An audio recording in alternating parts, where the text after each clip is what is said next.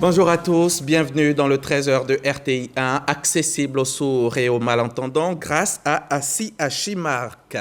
Hier, mercredi, 24 heures après la formation du nouveau gouvernement, le tout premier conseil des ministres de l'ère Begré-Mambé s'est tenu au palais de la présidence de la République. Le premier ministre, chef du gouvernement, ministre des Sports et du cadre de vie, a traduit sa reconnaissance au chef de l'État ainsi que celle des ministres. Le recensement général de la population réalisé en 2014 faisait état d'environ 6200 personnes atteintes d'albinisme dans le pays. Mal connu, l'albinisme est non seulement responsable des cancers cutanés facilement évitables grâce à la prévention, mais c'est aussi une maladie stigmatisante. Le projet Albivoir a vu le jour, on en parle dans ce journal. Après 10 jours de siège complet de la bande de Gaza, un accord a été trouvé hier pour l'acheminement d'aide humanitaire dans le territoire enclavé. La présidence égyptienne a annoncé un passage durable de cette aide via le poste frontière de Rafah. La Russie s'engage à acheminer 27 tonnes. L'Union européenne veut ouvrir un couloir aérien vers la bande de Gaza via l'Égypte. Ce gouvernement a pour mission de poursuivre et de consolider la performance que la Côte d'Ivoire a enregistrée au cours de ces dernières années en matière de paix, de sécurité, de stabilité politique, de croissance économique et d'amélioration des infrastructures. Ces mots sont du chef de l'État. Il les a prononcés hier lors du tout premier Conseil des ministres du nouveau gouvernement. On part tout de suite au palais de la présidence de la République avec Jérôme Kofi Abolin. Le tout premier conseil des ministres du gouvernement Robert Begré-Mambé. Il s'est tenu ce mercredi 18 octobre 2023 à la salle des pas perdus du palais présidentiel de la République de Côte d'Ivoire. Une réunion à l'allure d'une prise de contact. Devant le gouvernement tout entier, dont il est désormais le chef, le Premier ministre Robert Begré-Mambé a tenu à exprimer toute sa gratitude au président de la République Alassane Ouattara pour la confiance qu'il lui témoigne en le nommant à ce poste. Il a par la même occasion indiqué toute sa détermination à œuvrer conformément à la vision du chef de l'État pour le développement de la Côte d'Ivoire. Excellence, Monsieur le Président de la République,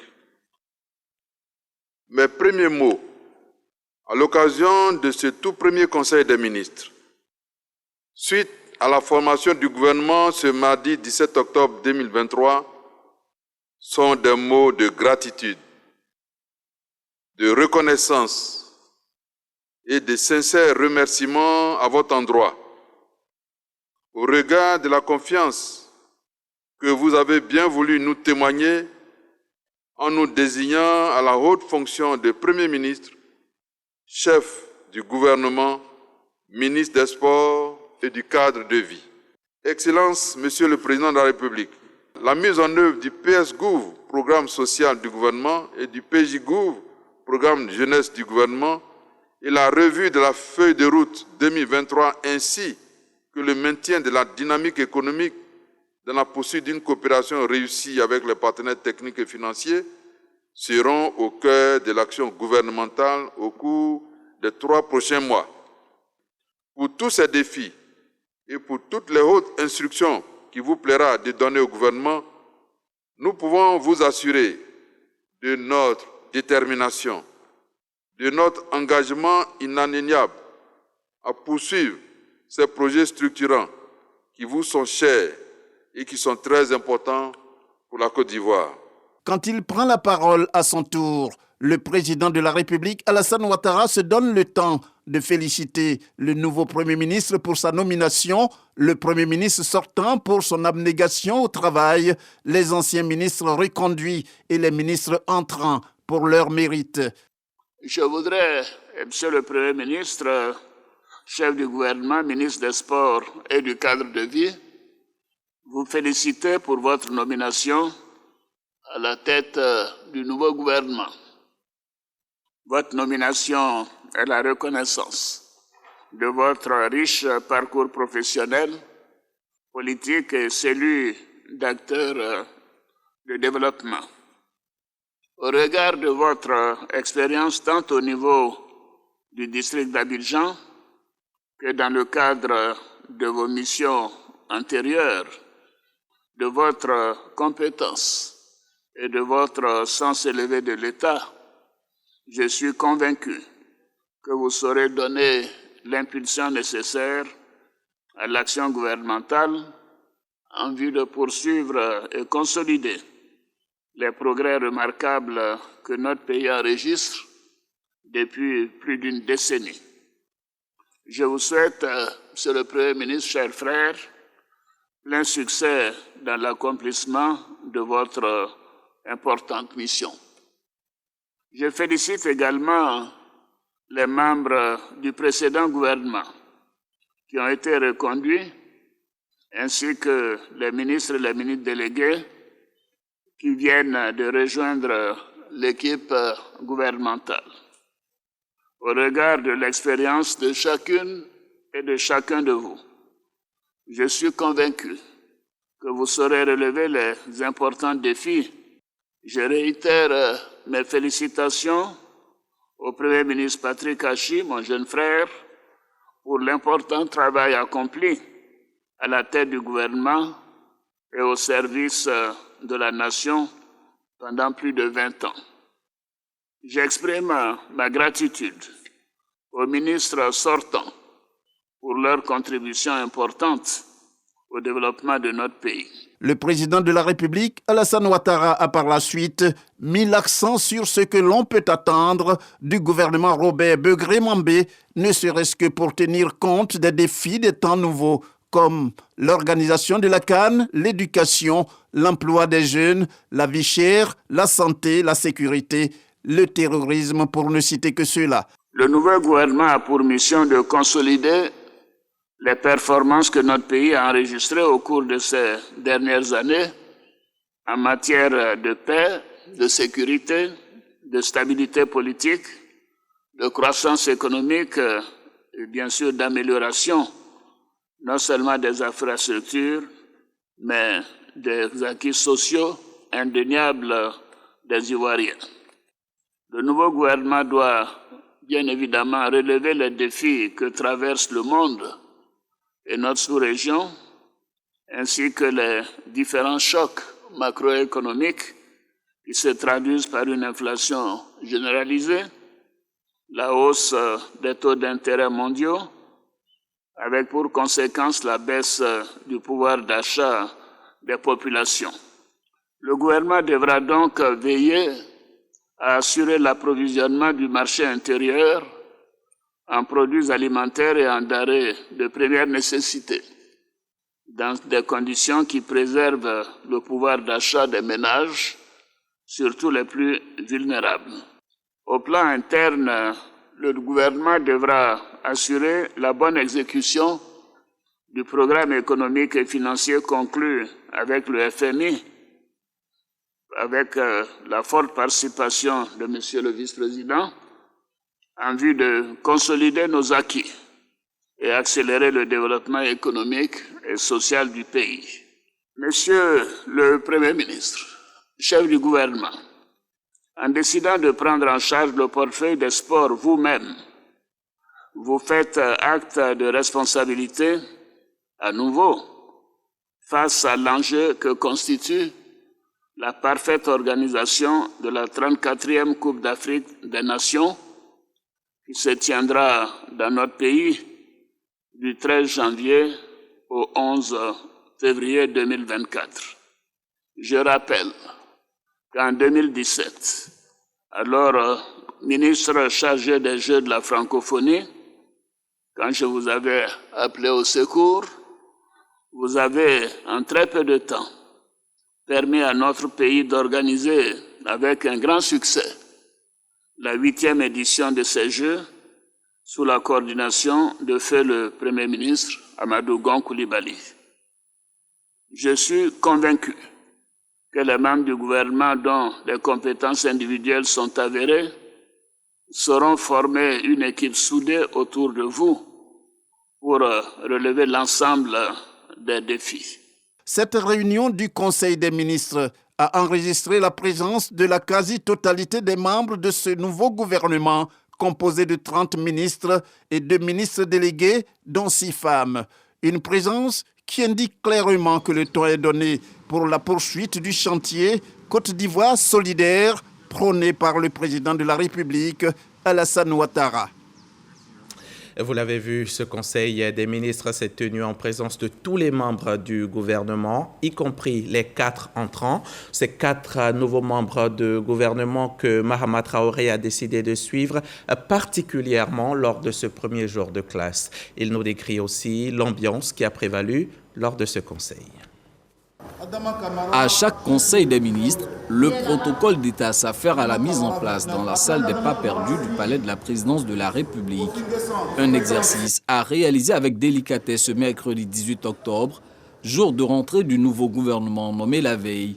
En raison des changements survenus, de nouvelles dispositions de siège s'imposent selon l'ordre protocolaire des personnalités autorisées à cette réunion.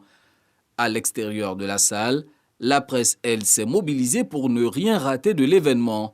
Les objectifs des caméras et appareils photo guettent notamment les toutes premières images des nouveaux entrants dans l'exécutif. Au nombre de 4, ils sont d'ailleurs les premiers à descendre les marches des escaliers conduisant à la salle des pas perdus. Le nouveau ministre délégué au sport, Adjé Silas Mech, une fois en salle, échange avec Rotabuna Ouattara, nouvellement promu ministre délégué à l'intégration africaine, et aux Ivoiriens de l'extérieur. Quant à Jacques Assaoré Konan, désormais titulaire du portefeuille de l'environnement, et Ibrahim Khalil Konaté en charge de la transition numérique, ils ne tardent pas à faire leur entrée. À l'issue du Conseil, pour leur première prise de parole, les nouveaux ministres témoignent leur reconnaissance au chef de l'État et prennent déjà la mesure des défis à relever au niveau de leurs portefeuilles respectifs. Les questions d'environnement, de développement durable et de transition écologique sont des questions d'actualité.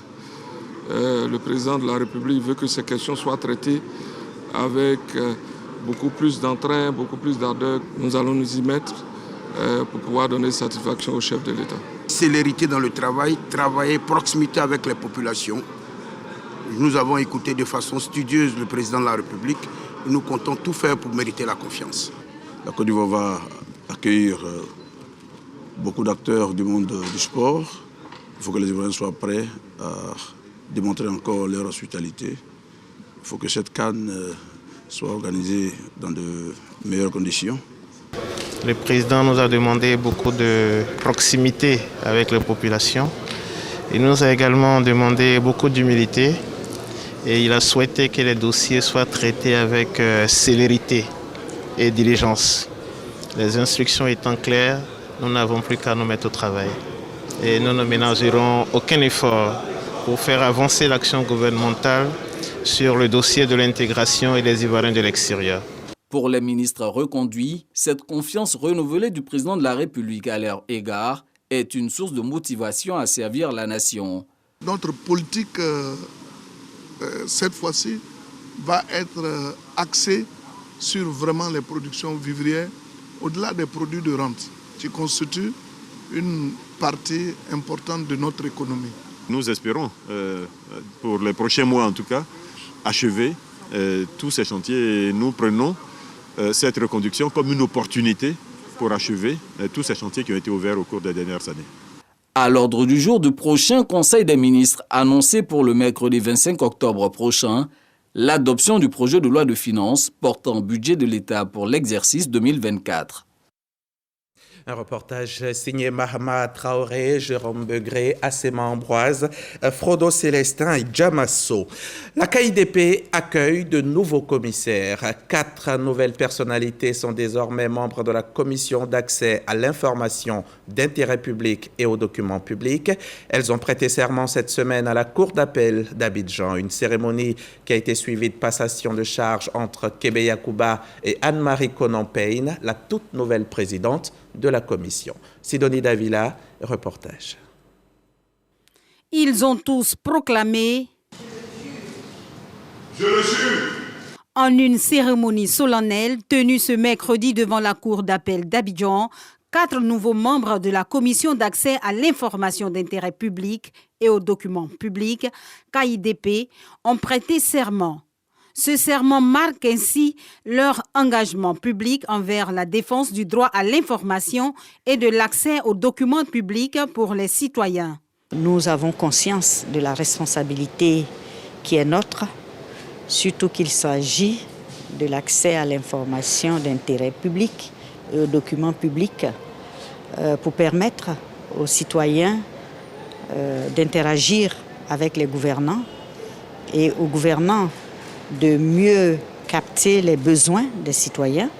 Lors de cette cérémonie, les nouveaux commissaires ont été mis face à leurs responsabilités par le réquisitoire, soulignant l'importance de leur rôle au sein de la KIDP. C'est le lieu d'appeler votre attention sur le fait que la KIDP est née de la volonté des pouvoirs publics d'octroyer au peuple un pouvoir de contrôle sur ses décisions, d'afficher la transparence dans la gestion des affaires publiques, de promouvoir la démocratie ainsi que la bonne gouvernance et enfin d'associer le peuple au processus de prise de décision institutionnelle. Profession de foi de nouveaux membres au palais de justice et serment tout aussi similaire pour la nouvelle direction de la commission, cette fois à son siège. Anne-Marie Konan-Payne reçoit des mains de son prédécesseur, Kébé Yacouba, premier président de la KIDP, les documents liés à ses nouvelles fonctions. Aujourd'hui, la KIDP est devenue une institution reconnue, sollicitée et respectée. Nous avons présenté à ce jour 7 rapports, dont un rapport annuel, au président de la République au cours de ces 8 années. Le rapport 2022 va être incessamment rédigé et présenté à Madame la Présidente entrante de la KIDP. Ces réalisations sont le fruit du dévouement exceptionnel de l'équipe qui m'a accompagné tout au long de cette période. Nous avons pris l'engagement de remplir notre mission selon les règles déontologiques et professionnelles en toute indépendance, en toute âme et conscience, pour nous inscrire dans les sillons tracés par M. le Président Kébé durant tout son mandat. Avec cette passation de charge et ces 4 entrants, un nouveau chapitre s'ouvre pour la KIDP qui continuera à jouer un rôle essentiel dans la promotion de la transparence et de la responsabilité. Dans le cadre d'Octobre Rose, cette campagne annuelle de communication destinée à sensibiliser les femmes au dépistage du cancer du sein et à récolter des fonds pour la recherche, l'ONG Savoir Donner a initié hier à Treichville une journée de dépistage à l'intention de toutes les femmes qui le désirent. Grace Kando et Marina Menzan ne se sont pas fait prier pour s'y rendre. Octobre Rose, mois de campagne annuelle pour sensibiliser les femmes au dépistage du cancer du sein. Fatou, cette habitante de Treichville, l'a bien compris. Elle fait partie des 300 patientes attendues à cet examen clinique qui consiste à palper le sein en vue de rechercher un nodule ou une masse. Je remercie l'ONG Savoir Donner. Je remercie aussi la mairie de Treichville pour cette initiative. Oh, c'est le moment maintenant de se faire dépister. Si tu as le cancer là, on peut te soigner, mais quand il est trop tard, ça amène à la mort. Il est très important pour nous de savoir que nos seins sont en bonne santé. Après le dépistage, je me sens rassurée de savoir que mes seins sont sains, vu que c'est ce qui nous permet de nourrir nos enfants. Pour les cas de dépistage dits suspects, d'autres examens complémentaires sont exigés. Sur 100 personnes que nous avons déjà consultées, nous avons au moins 4 cas qui sont à forte suspicion de cancer. On va pousser plus loin le dépistage en faisant des examens comme la mammographie ou bien comme le scanner qui va dire que c'est vraiment un cancer du sein. Une fois confirmé, ces femmes sont orientées vers les oncologues qui vont leur faire des propositions de soins, mais nous aussi, nous faisons un suivi. Une énième campagne de l'ONG Savoir Donner destinée au dépistage du cancer du sein. En plus de Treichville, d'autres communes du district d'Abidjan ont été visitées les années précédentes. L'objectif qu'on veut atteindre, c'est de voir les femmes sans cancer de sein. Parce que si la femme a un cancer de sein, ça veut dire que l'avenir du foyer est hypothéqué. À chaque consultation, on sensibilise les femmes pour le dépistage du cancer du sein et le col de l'utérus. Il faut se faire dépister à tout moment dès qu'on sent un petit souci au niveau du sein. De plus, l'ONG Savoir Donner mise également sur la sensibilisation de plusieurs pathologies, notamment le diabète et l'hypertension artérielle. Grace Candor et Marina Menzan nous rassurent, elles sont en bonne santé. Face aux nombreux problèmes que connaissent les personnes atteintes d'albinisme, notamment les cancers de la peau, le Secours médico-social ivoirien a mis en place depuis quelque temps un projet dénommé Albivoir. En collaboration avec le ministère de la Santé, l'organisation vient de dresser un bilan de la phase pilote du projet en présence de Christ Diomandé et Abou Sanogo. Cocody, il est 10h30. Expert de la santé, responsable appartenant à des associations d'albinos et invités réunis autour d'une table ronde pour mettre en exergue le projet Albivoir. C'est un projet de prise en charge médicale des personnes affectées d'albinisme. Ce projet, c'est pour nous comme une gomme qui efface la douleur, les souffrances, les vicissitudes de ces personnes vulnérables qui sont les albinos. Et puis en même temps, ils sont pour nous un bic qui écrit l'histoire, l'avenir de cette future génération de ces personnes albinos. C'est un espoir, une deuxième vie retrouvée grâce à Secours médico-social Ivoire. Pour le directeur de ce projet, cette initiative vient redonner vie à ces personnes avant de mettre en relief les objectifs mis en place. Les objectifs sont multiples, mais je citerai entre autres la prévention des cancers de la peau chez les personnes atteintes d'albinisme par la sensibilisation, les outils de protection vestimentaire et topique et aussi la prise en charge médicale, chirurgicale et la distribution des lunettes solaires pour leur permettre d'améliorer leur vision. Pour éviter le cancer de peau, un appel est lancé. Avant que les personnes aient un cancer cutané, il faut que les personnes atteintes d'albinisme fréquentent le centre que nous avons créé, le centre de prévention des cancers cutanés d'Abidjan. Débuté depuis 2021, le projet Albivoir ambitionne sur une durée de 5 ans d'informer, de sensibiliser, de prévenir et de prendre en charge au niveau des dermatologie et ophtalmologie plus de 3000 personnes atteintes d'albinisme dans plusieurs régions de la Côte d'Ivoire. La nouvelle pharmacie de la santé publique multiplie ses dépôts à travers la Côte d'Ivoire, des dépôts de médicaments régionaux donc pour être plus proche des populations. Le dépôt de la région du Poro vient d'être officiellement ouvert. C'était en présence des autorités locales et de nos reporters Djeneba Ouattara et Charles Tatou de RTI Boaké. Après-midi, la nouvelle PSP, pharmacie de la santé publique de Côte d'Ivoire, s'installe à Korogo, capitale de la région du Poro, avec l'ouverture de son deuxième dépôt régional de médicaments. L'inauguration officielle de ce dépôt s'est faite en présence du secrétaire général de la préfecture de région, Oku Paulin Martial, représentant le préfet de région. L'installation de ce dépôt s'inscrit dans la politique de déconcentration des activités de la nouvelle pharmacie de la santé publique de Côte d'Ivoire. Cela pour rapprocher les populations des dépôts de médicaments. Il tient au président de la République, le président Alassane Ouattara, de faire en sorte qu'il y ait une meilleure protection sociale au niveau des populations de Côte d'Ivoire, c'est-à-dire la couverture maladie universelle, qui est rendue d'ailleurs obligatoire pour tous. Et suite au président, le ministre de la Santé a bien voulu définir 10 pôles régionaux de santé qui regroupent l'ensemble des fonctionnalités du ministère et qui permet donc aux populations de bénéficier de tous les plateaux de soins et également des médicaments.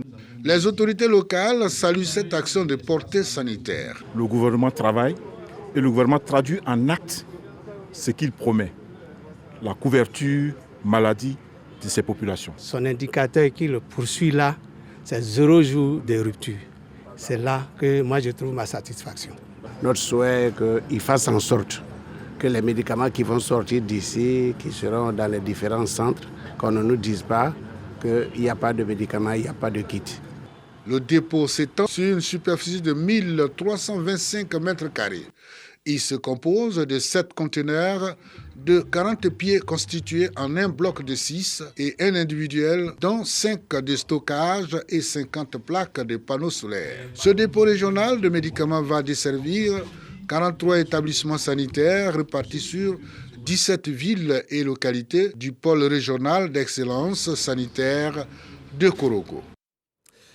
Du côté de Daloa, dans le Haut-Sassandra, les enseignants-chercheurs, les enseignants et les étudiants de l'université Jean-Laurent-Guédé participent à une séance de formation sur l'entrepreneuriat et la propriété intellectuelle. Une initiative du FONSTI, le Fonds pour la science, la technologie et l'innovation. L'objectif est d'inciter les étudiants et les chercheurs à toujours protéger par un brevet les résultats de leurs travaux. Eugène Atoubé nous en dit plus.